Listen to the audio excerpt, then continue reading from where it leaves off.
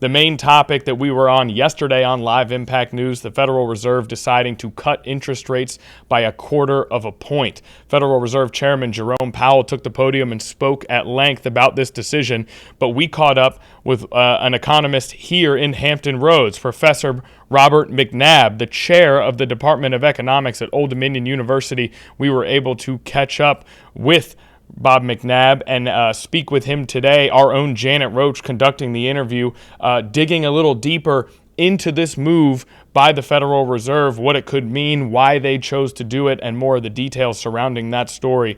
So let's go now to our previously recorded interview between Janet Roach and Bob McNab on the economics of the Federal Reserve's decision to lower interest rates. All right. Thank you so much for taking some time to talk with us. So the cut yesterday, the Fed chair called it a risk management cut. Why is that? Well, the Federal Reserve is trying to balance itself between two goals: increasing employment and maintaining price stability. In other words, the Fed has to let me say that again. In other words, the Fed is trying to promote job growth and reduce inflation. The economy has worsened to the point that the Fed is no longer concerned as much about inflation as it is about the number of jobs nationally. What does that mean? That means the Fed is taking a risk. They're taking a gamble. They know prices are going to increase because of tariffs, but they're expecting that job growth is going to slow even further. And so they're changing their scale in the favor of job growth, knowing that they're going to have to accept higher inflation in the short term. What is motivating the slowdown in job growth?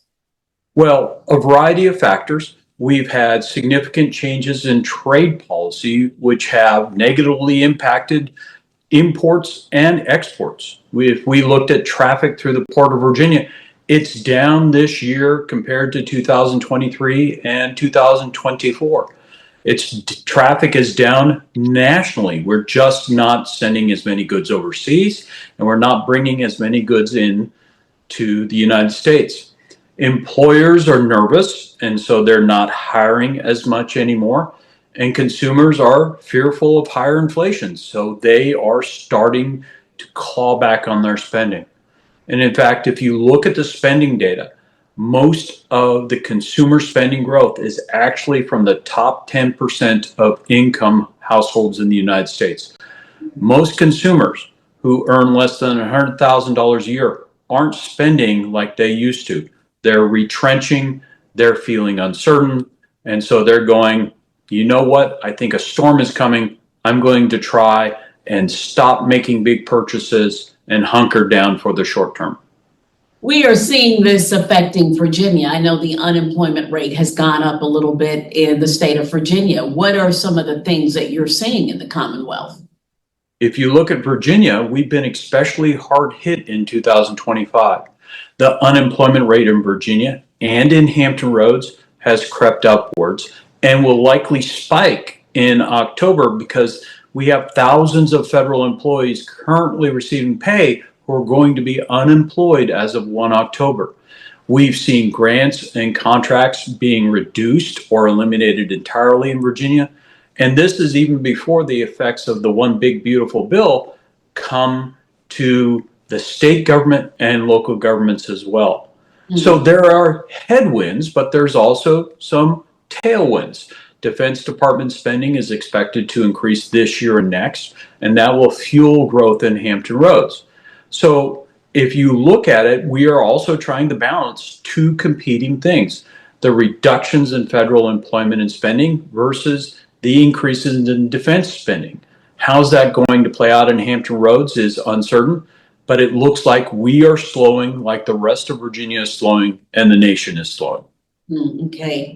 Back to the interest rate cut. What is that going to do? That 1/4%, what is that going to do for borrowing for homes, cars, etc.? Not much. At the end of the day, The interest rates that you pay on your credit cards or your car loans or home mortgages is driven by the Treasury market. And when Treasury traders looked at what the Fed was saying, they did not react like the Fed is going to aggressively cut interest rates in the future. They kind of yawned and said, yeah, this is what we expected. So it really comes down to whether the Fed's gamble is right or not. If the Fed has gambled correctly and tariffs cause a short-term increase in inflation, then it can aggressively cut interest rates in 2025 and 2026, and that will eventually translate into lower interest costs for consumers and businesses. Mm-hmm. On the other hand, if the Fed has read the tea leaves wrong and tariffs cascade through supply chains and we end up looking more like 2022 than 2019, then they may be forced to reverse course later on. That is, increase interest rates because inflation is picking up more than they expected. Mm-hmm. It's a very delicate balancing act in a very uncertain time. Wow. What is your advice to consumers at this point? Well, advice is worth what you pay for it. And I think the biggest thing is the advice I give all the time. Take a look at your finances. Are you overextended? Do you have an emergency fund? Can you put additional money aside for unexpected things? Most consumers, when asked about their future spending plans, are actually accelerating spending now and deferring spending later. What do I mean?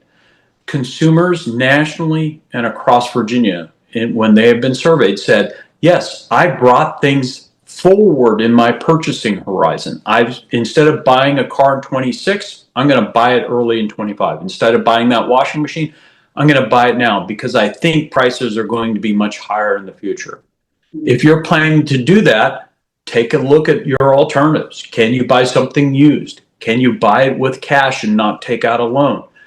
Always look at yourself as an investor rather than a consumer, and think about how you can manage your portfolio. That is, even if it's just cash in your checking account, how can I sock a little bit more away every time so I have an emergency cushion in case things turn south?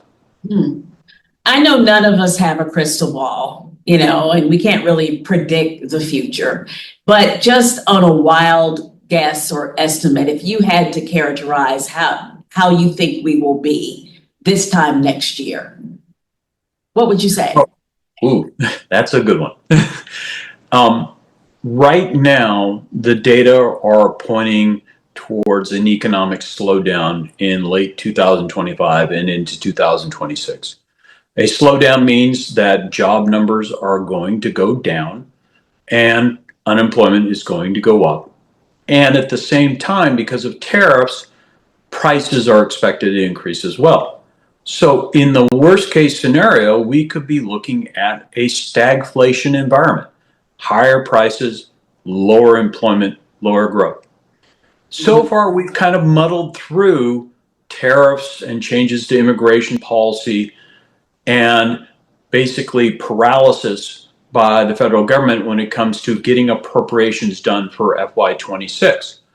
Perhaps we'll muddle through again, somewhat slower growth, somewhat lower jobs, and then emerge more resilient at the end of 26.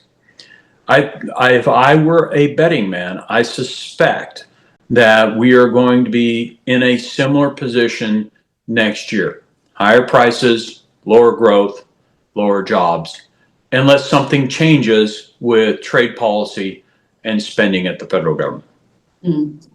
I guess the Supreme Court will be considering the tariff policy soon, I guess, and could reverse it. Well, and this is the $200 billion plus question. If the Supreme Court says the tariffs are illegal or unconstitutional, then the federal government may have to pay back the billions of dollars of tariffs it has collected.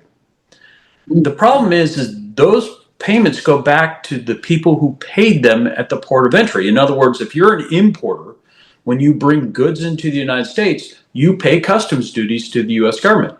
So you'll get those customs duties back. But that importer has already passed those higher prices on to businesses and consumers. They're not going to get that money back. And the federal government would have to borrow those hundreds of billions of dollars to issue those refunds. And that would push up interest rates as well. So it's a big point of uncertainty how the Supreme Court would rule. And if they ruled against the president, how the Treasury would go about returning those funds to importers. All right. Well, thank you for this good information. I appreciate you talking with us, and I hope you have a wonderful day.